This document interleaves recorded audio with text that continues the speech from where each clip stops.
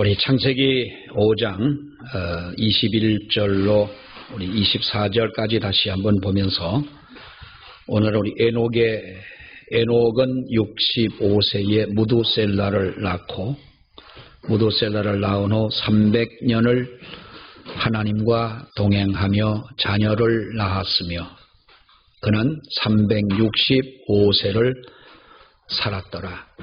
성경에 기록되어 있는 오늘 창세기 5장에 있는 말씀에 기록된 우리가 사람들 중에 셋의 후손들이죠. 셋의 후손 중에는 가장 짧게 이 세상을 살았습니다마는 에녹은 바로 죽지 않고 하늘나라에 올라갔다. 성경에 보면은 세 사람이죠. 첫째는 엘리야가 죽지 않고 하늘나라로 올라갔고 에녹이 그랬고 또 예수님은 십자가에 죽기도 했습니다만 부활하셔서 바로 승천하신 예수님과 에녹과 엘리야 이 세 사람 정말로 복된 존재가 아닐 수가 없지요.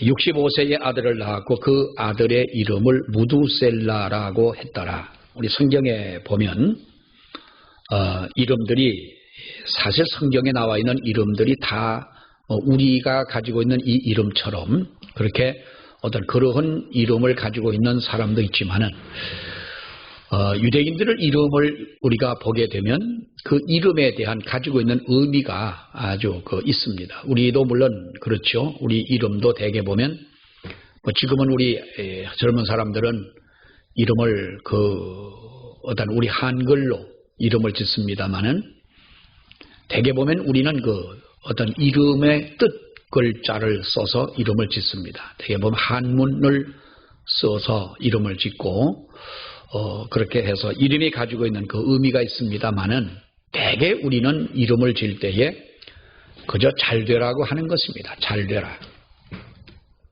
이름이 다 그런 뜻이 있는데 어떤 분이 그럽니다. 목사님 이름이 여자 이름 같은데 그 이름의 뜻이 뭐냐는 거예요.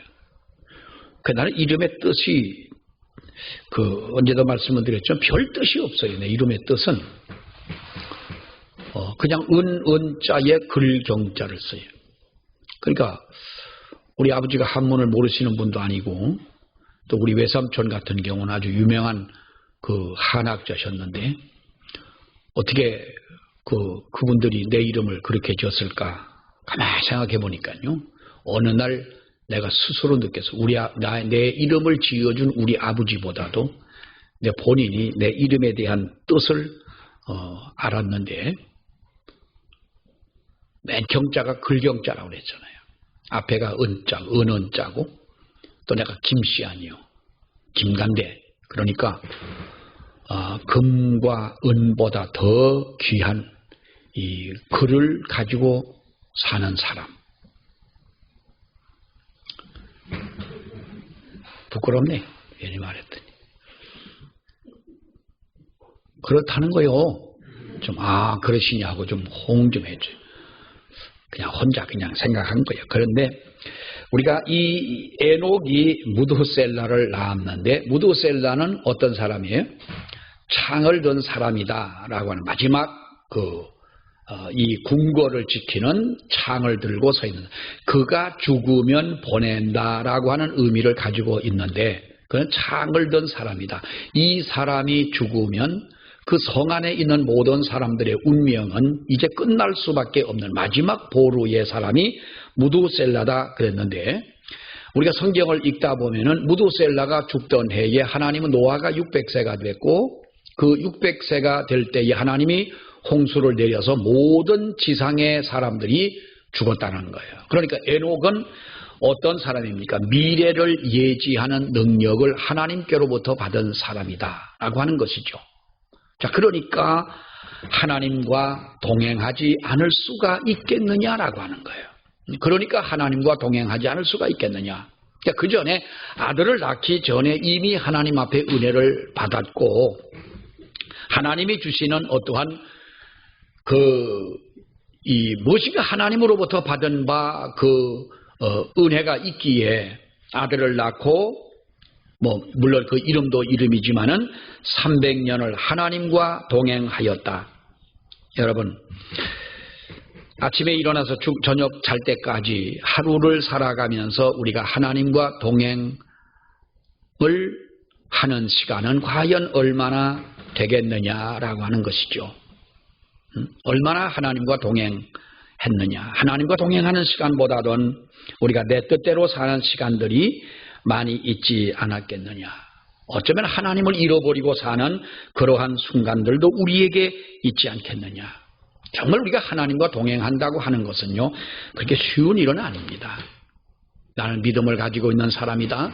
나는 예수를 믿는다. 또 그러니까 그리스도가 나와 함께 하신다. 하나님이 나를 지켜주신다. 이것을 우리가 시인하고 믿지만 과연 내가 하나님과 동행하는 삶을 살아가고 있느냐는 거예요.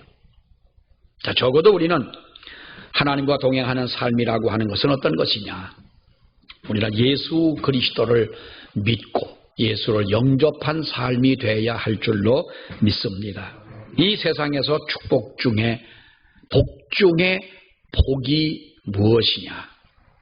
여러분, 정말 우리가 복 중에 복이 뭐라고 생각을 하십니까?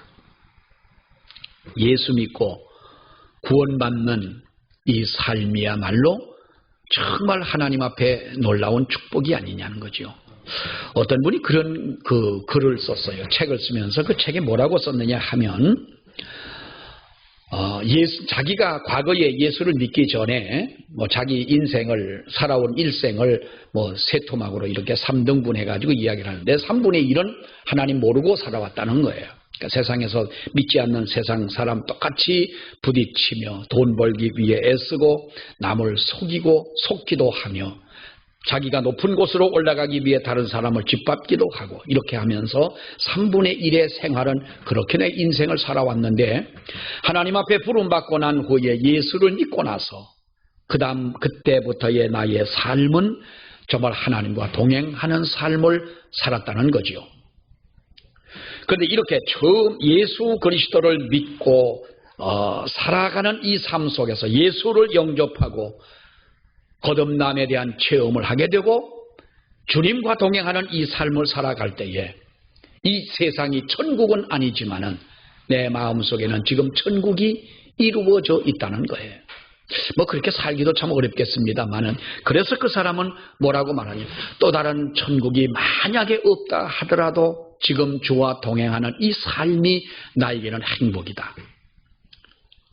이거 이해를 잘해야지 이해 못하면 괜히 여호와의 증인같이 들릴 거예요. 아멘. 자, 지금 다른 천국이 없다 하더라도 하나님의 천국이 없다 하더라도 주님과 동행하는 지금의 나의 삶이 하나님의 천국이요 정말 그 삶에 대한 만족감이 있다는, 행복하다는 거예요.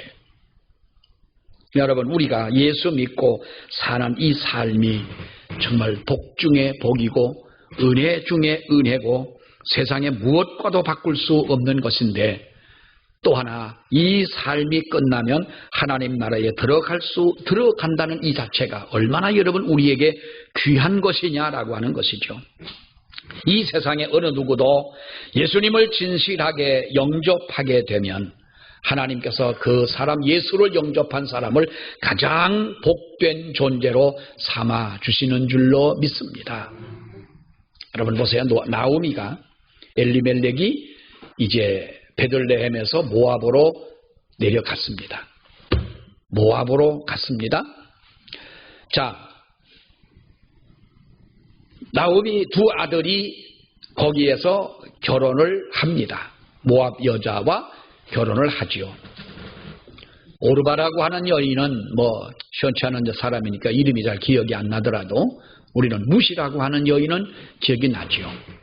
우리 한번 생각을 해보세요. 룻은 불행한 여인이었어요. 결혼을 하자마자 남편이 죽었고 이제 시어미를 따라서 베들레헴에 올라오는 그 순간에도 얼마나 두려움이 있고 불확실한 미래에 대해서 근심 걱정이 없을 수가 없지만은 한 가지 분명한 사실은 룻은 뭐라 그럽니까? 나오미가 나를 따라오지 말고 네 고향에서 다시 살아라. 제2의 인생을 살라고 하니까 뭐라 그래요? 어머니를 따라 나는 죽을 때까지 가겠다는 것 아닙니까? 어머니의 나를 떠나서 다른 곳, 나를 떠나서 고향에 살라고 그러지 마라. 어머니가 가는 곳에 나도 가고, 어머님의 백성이 내 백성이 되고, 어머니가 믿는 하나님이 내 하나님이 될 것이니, 내가 죽어서 장사 지낼 때까지 나는 어머님을 결코 떠나지 않겠다. 너무 강하게 하니까 이 며느리를 데리고 나오미가 올라옵니다. 베들레헴에 올라올 때는 불투명한 미래 때문에 두려움도 있었겠지만은 거기에서 인생이 그렇게 바뀔 줄은 몰랐다는 거지요. 어떤 분이 그런 말을 합니다. 룻이라고 하는 여인을 볼 때에 모압에서의 룻은 그야말로 지옥과 같은 삶이 아니냐. 가난하고 불신앙적인 삶이었고 하나님 알지 못하는 삶이었는데, 나오미가 내려가 가지고 그 가족이 내려가서 한 가족의 일원이 됐을 때 그는 정말로 올라오면서도 하나님을 부인하지 않는 그 믿음을 볼 때 그 가정생활을 하는 그 날 기간이 얼마인지는 정확하게 알 수 없지만 그 삶이 얼마나 행복했고 얼마나 감사한 삶이었겠느냐는 거예요. 우리 그렇게 생각이 되지요.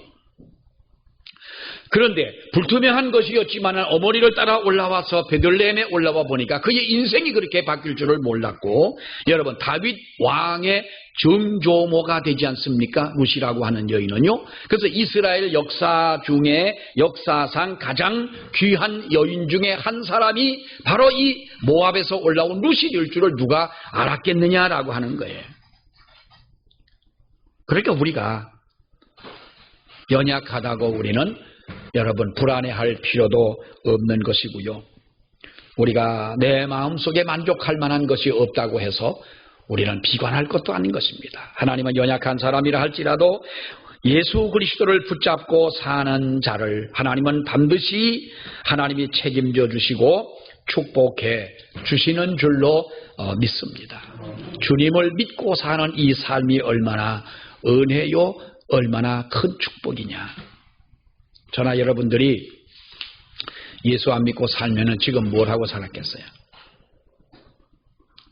가만히 생각을 해보면 가끔 어떤 그런 생각을 해요. 가끔 그런 생각하는 것이 아니라 때로는 이제 믿지 않는 어떤 친구들에게서 연락을 한다든지 만난다든지, 또 때로는 고향에 있는 친구들을 볼 때가 있다든지 이렇게 소식을 들을 때 보면 나는 정말로 행복한 사람이로구나. 나는 그렇게 믿고 삽니다.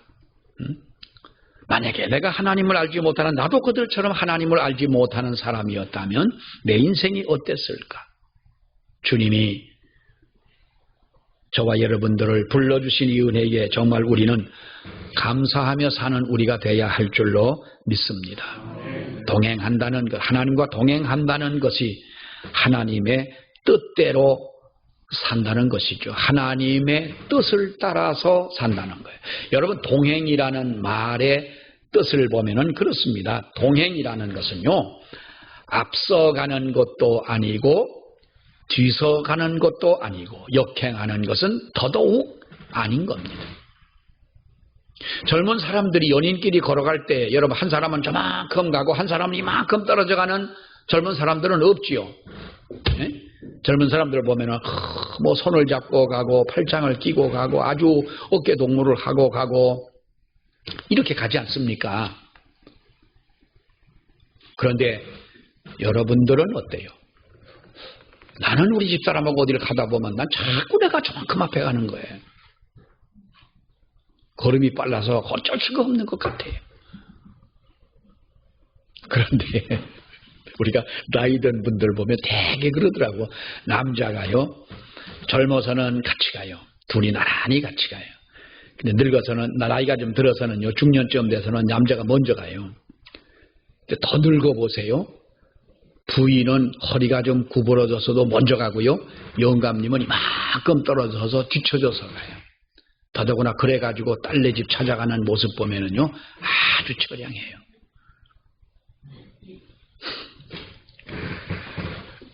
우리가 동행한다는 것이 뭐냐? 앞서서 저만큼 앞서가는 거 동행하는 것이 아닙니다. 이만큼 뒤쳐져 가는 게 동행하는 것이 아닙니다. 역행하는 것은 더더욱 아닙니다. 동행이라고 하는 것은요, 한 걸음 한 걸음을 같이 가는 것이 동행인 줄로 믿습니다. 그러려면 방향도 같아야 되고 속도도 같아야 되는 것입니다. 마음도 같아야 되는 것입니다. 더더구나 하나님과 동행하며 살려면 우리는 하나님의 뜻을 항상 생각하고 하나님의 사명을 생각하고 내 뜻과 내 기분을 앞세우지 말고 내 기분대로 사는 게 하나님의 뜻대로 사는 것이 아닙니다. 여러분, 우리는 너무나 하나님 앞에 과속하는 삶도 살아서는 안 될 줄 믿습니다. 때로는 믿음 생활하면서 우리가 답답한 일도 많잖아요. 하나님이 내게 응답을 안 해주십니까? 하나님 내 처지를 아시지 않습니까? 나를 이렇게 하나님께서 바꿔놓으시고 하나님이 나를 이렇게 높여주신다면 그게 다 하나님의 영광 아니겠습니까? 그런데 답답하리만큼 하나님께서는 우리의 기도를 들어주지 않을 때가 있습니다. 기도를 우리가 몇 개월 하고 나서 응답이 없다고 불평하고 전도를 며칠 해보고 전도에 대해서 우리가 열매가 없다고 포기하고 어려움이 우리에게 생긴다고 금방 헌신의 자리에서 물러나고 나의 믿음의 날개를 꺾어버리고 우리가 살아간다면 그것은요, 하나님 앞에 진정한 믿음을 가진 사람이 아닙니다. 무엇을 이루기 위해서라기보다는, 무엇을 이루어 주어서 감사하기보다는, 무엇을 이루는 것이 나의 뜻을 이루는 것이라고 생각하며 사는 것보다는 가장 기본적인 것이 바로 그리스도와 내가 내 마음속에 그리스도를 모시고 살아가는 가운데 예수 그리스도와 내가 하나 된, 그래서 주님의 뜻을 따라가는 이 삶을 살아간다는 이 자체가 우리에게는 기쁨이요, 이것이 감사요, 이것이 나에게 영육 간에 체질적으로 이루어져 가는 이 삶이 될 때, 이것이 여러분 우리가 하나님의 은혜를 받은 사람이 아니냐라는 거지요. 우리들은 어떻게 보면은 하나님께서 각 사람들마다 맞추어 놓은 그 시간표가 있습니다. 옛날 초등학교 다닐 때 그 선생님이 그러잖아요. 방학 동안에, 이제 방학하기 전에 그 숙제를 하나 내줍니다. 한 일주일 전에. 여름 방학 동안에 내가 하루에 무엇을 할 것을 도표로 그려가지고 와라 그래요. 근데 나는 거기다 거짓말을 참 많이 한 것 같아요. 아침 6시에 일어나긴 뭐 6시에 일어나요. 자다 보면 여름방학 때야 뭐 어떤 때는 일어나 보면 어른도, 할아버지, 할머니, 부모님 다 없고 아무도 없고 눈을 비비고 보면 시간이 뭐 8시, 9시, 10시도 될 때가 있는데 시간표를 정확히 6시에 일어나서 7시까지 뭐 아침 세수하고 체조하고, 방학 동안 집에 일어나 체조하는 미친 학생 여리가 있겠어요. 체조하고 아침밥 먹고 8시까지 뭐 하고 8시서부터 10시까지 공부하고 쭉 그래갖고 뭐 잠은 뭐 몇 시부터 몇 시까지 잠잔다. 선생님이 그래갖고 동그라미를 5개를 쳐가지고 잘했다고 좀 갖다 이제 이걸 집에다 걸어놓고 실천하라는 거죠. 그거는 하나의 그림에 불과한 거예요. 근데 하나님은 그거는 우리가 마음대로 그릴 수가 있는 것이죠. 그러나 하나님은 우리에게 가만히 보면은요, 우리들이 살아가는 그 시간표를 하나님께서 만들어 놓으셨다는 거예요. 십자가 예수님이 돌아가시던 그 순간에 한편에 있는 강도의 그 죽음을 보고 예수를 영접하는 그 모습을 볼 때 하나님이 만들어 놓으신 그 시간표에 그를 만나게 하시고 그를 구원케 하시는 것도 하나님의 시간표라고 하는 것이죠. 그러니까 우리는 그렇습니다. 믿음으로 살고 하나님의 그 놀라우신 능력을 의지하고 사는 우리라고 해서 날마다 새롭게 능력이 나타나고 뭐 기적이 나타나고 하는 것은 여러분 아니지 않습니까? 평범한 속에서 빛이라고 하는 것, 또 평범한 생활 속에서 소금이라고 하는 것, 빛과 소금의 역할을 감당한다고 하는 이것은요, 꾸준한 것이 아름다운 것이고요, 보편적인 곳에서 정말 우리가 하나님의 특별하신 그 은혜를 발견하게 되는 줄로 믿습니다. 밤하늘의 혜성은 꼬리가 있다고 그러잖아요. 혜성의 별을 따라오는 그 꼬리가 아주 그 혜성 아름답다고 그러죠. 가까이에는 어느 장로님이 한 번은 그 카페에 오셔가지고 그 핸드폰에 있는 저장되어 있는 사진을 보여주는데요. 그 장로님은 별을 그렇게 아주 좋아하는. 그러니까 그 부인이 또 그러더라고요. 저분은 나보다 별을 더 좋아한대. 그러면서 이제 그만큼 별을 좋아한대. 그 양반은 별을 보러 전국 별 보러도 많이 가봤지만은 별을 찍으러 저 몽골까지 갔대요. 몽골 가가지고 별을 저 신비하다는 거죠. 목성도 찍고 이것이 목산이 목성이고요. 이것이 뭐고요 하면서 이제 보여주는데 해성별을 찍을 때 그 해성이 그렇게 아름답고 영롱하다고 그래요. 여러분 그러나 보십시오. 해성은 갑자기 어느 날 나타났다가 다시 찾아보려면 찾기 힘든 별이 그 별인 거예요. 그러나 늘 우리가 그 빛은 아침에 떠올라 저녁에 질 때까지 어느 누구 하나 쳐다보는 자 없고 알아주는 자 없어도 태양은 여러분 태양이 없으면 사람이 살 수 없는 것 아니에요?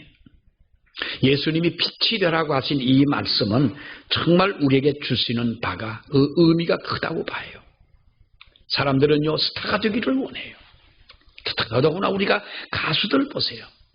요즘에 보니까 텔레비에 보면은 언제부턴가 이 트롯이 아주 텔레비를 장악하고 있습니다만은 그 스타가 되기 위해서 몸부림을 치잖아요. 안 되면은 실망하고. 그러나 우리가 하나님께서 우리에게 주신 이 은혜, 우리가 살아가는 삶의 방법은 해성도 좋지만 말없이 빛을 비추는 이와 같은 영원히 지지 않는 빛으로 살아가는 우리의 삶을 원하시는 줄로 믿습니다. 그것이 하나님의 뜻을 우리가 알아야 되지 않느냐라고 하는 것이죠. 하나님의 뜻을 알아야 되지 않냐. 하나님의 뜻을 알지 못한다면 어쩌면 우리는요 내 마음대로 갑니다. 요즘 내비게이션이 얼마나 좋습니까? 빠른 길을 찍으면 빠른 길로 가고 또 제일 가까운 거리를 찍으면 제일 가까운 거리로 안내를 해주고. 근데 그게 없으면 여러분 어떻게 갑니까? 내 마음대로 가는 겁니다. 내 마음대로. 잘못 갈 때가 많고요. 요즘은 내비게이션이 없으면 어디를 가기를 두렵습니다. 그 문화가 우리가 혜택을 본 지도 그렇게 오래되진 않았습니다만은 그것이 없을 때는 다 여러분 찾아서 갈만 했습니다. 근데 이제 너무나도 길들이 많기 때문에요. 내비게이션이 없으면 못 갑니다. 하나님의 진정한 뜻을 아는 자만이 하나님의 뜻대로 살아갈 수 있는 줄 믿습니다. 하나님의 뜻을 알지 못한다면 우리의 삶이라고 하는 것은 여러분 내 뜻대로 살 수밖에 없지 않느냐 하는 것이죠. 자, 또 하나는 그야말로 우리가 에녹이라고 하는 사람을 볼 때에 그가 65세에 무두셀라를 낳았고 300년을 하나님과 동행하며 자식을 낳았다라고 하는 이 짤막한 이 글입니다만은 여러분 하나님과 동행하는 삶을 살기 위해서는 가장 중요한 것이 뭐냐? 하나님의 말씀을 따라 살아가는 우리 삶이 되어야 한다는 것입니다. 예배를 드리면서 설교를 들을 때에도 우리가 하나님의 말씀을 듣습니다마는 매일같이 우리가 성경을 읽고 또 성경을 쓰기도 하는 분들도 계십니다마는 우리가 매일 성경을 읽는다고 하는 것은 우리의 신앙의 진정성을 보여주는 가장 뚜렷한 표식이기도 한 것이 성경을 읽는 것이라고 할 수가 있습니다. 성경을 읽으면서 하나님의 뜻을 발견합니다. 그리고 성경을 읽으면서 우리는 하나님의 음성을 듣습니다. 성경을 읽으면서 내가 어떻게 살아가야 될런지를 우리는 다시 한번 우리의 신앙의 온매무새를 다시 할 수가 있다는 것이지요. 삶이 울적할 때에도 우리의 마음이 울적할 때에도 하나님의 말씀을 통해서 우리는 새로운 소망 중에 살아가는 우리가 되는 것이고요. 믿는 사람들이 성공한 사람들의 모습을 보세요. 무엇을 가지고 성공합니까? 하나님의 말씀을 붙잡고 살았더니 하나님이 축복해 주시더라. 워너메이커라고 하는 사람은 원래 미국의 최신부 장관을 지낸 사람이었고 나중에 그는 백화점의 왕이라고 하지 않습니까? 워너메이커가. 이 사람은 투자하는 것마다 성공을 합니다. 실패하는 법이 없습니다. 그 백화점의 왕이라고 하면 여러분 그 무슨 뜻이겠어요? 자기가 백화점 거느리는 백화점이 많고 정말로 돈을 많이 법니다. 어느 날 신문 기자가 이 워너메이커와 이제 찾아와 가지고 인터뷰를 합니다.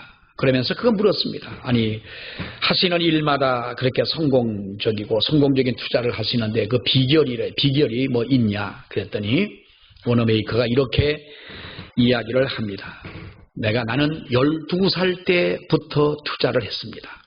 12살 때에 12살 되는 해에 2불 50센트를 주고 이 2불 50센트를 투자한 것이 나를 지금에 이르게 했습니다. 라고 말을 했어요. 그러니까 기자가 뭔 소리인지를 모르는 거예요. 아니 12살 때 2불이래 봐야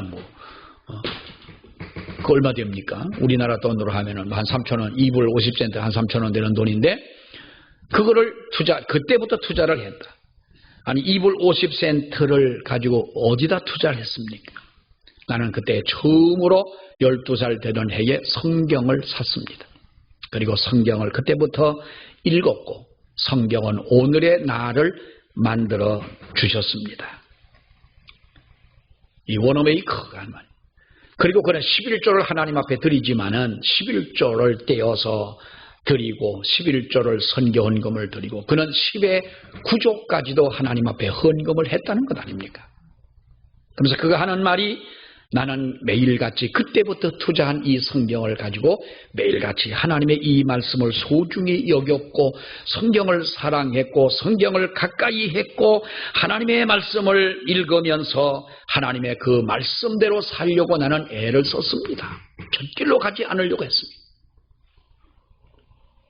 여러분 말씀대로 사는 겁니다. 때로는요 믿음으로 사면서 우리가 다 여러분 그야말로 다 내려놓는다는 게 어렵잖아요. 나는 쓸개가 이미 없는 사람이니까 나는 쓸개 빠진 인간이 없어요. 그런데 우리 집사람이 작년에 또 나하고 쓸개 빠진 인간하고 살려면 자기가 쓸개가 있으면 어떡하겠냐고 그래도 병원에 가 쓸개 또 띄잖아요. 그러니까 우리는 쓸개 없는 사람인데 쓸개 없는 사람은요 성질이 안 나는 줄 알았어요. 나는. 근데 쓸개 떼도 마찬가지더라고요. 의사가 그러더라고요. 목사님 쓸개는요 있으나 마나 해요. 그거 아니 수술하는 김에 떼시죠. 그래요. 왜 떼냐고 그거를 그랬더니 어차피 돌이 하나 이만한 게 있는데 안 아프든 수술하는 김에 떼시자고 그래갖고 오래전에 수술을 뗐는데 여러분 생각을 해보세요. 우리들이 하나님의 말씀대로 산다고 하지만 하나님의 말씀대로 정말 우리들이 사냐는 거죠. 네?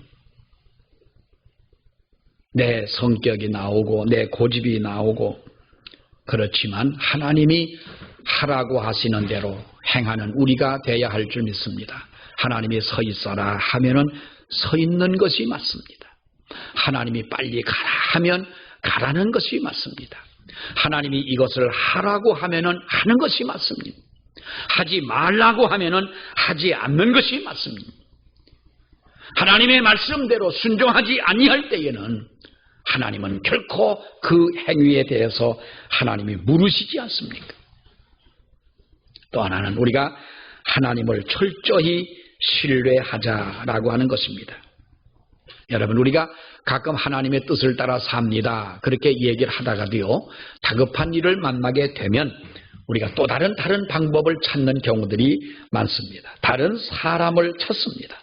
감정 따라 기분 따라 때로는 우리가 환경을 따라 상황 따라 정말로 하나님 앞에서 이렇게 우리가 살아갈 때가 많습니다만은 하나님을 신뢰할 때 하나님의 거룩한 말씀을 신뢰할 때 하나님과 동행하는 그 삶 속에서 내가 그분을 믿고 믿어야 동행을 하지 않습니까? 할 때 하나님은 우리를 붙잡아 주신다는 거지요. 어느 옛날에 미스 코리아 출신입니다. 누구라고 하면은 다 아실 만한 분입니다. 방송국의 아나운서도 이분이 합니다. 그러다가 어떠한 재력가와 결혼을 하게 되죠. 그 돈 많은 사람들이 산다는 장충동에 집을, 큰 집을 가지고 살아갑니다. 집이 엄청나게 큽니다. 외제 자동차가 몇 대나 되고, 집에서 일하는 사람들만 하더라도 몇 사람이 됩니다. 아주 행복하게, 남들이 볼 때는 정말로 행복하게 삽니다. 그 사람이 간증하는데 그런 말 합니다. 자기는 구두가 몇백 켤레가 되고, 자기가 입던 옷이 정말 한 벌에 그 사람들이 몇만 원짜리를 사 입겠어요. 수백 벌의 옷을 쌓아놓고 가정부를 몇 명씩 거느리고 이렇게 살아가는데, 처음에는 자기는 성공한 여인이라고 생각을 했는데 살아가면서 날마다 삶이 공허해지더라는 거예요.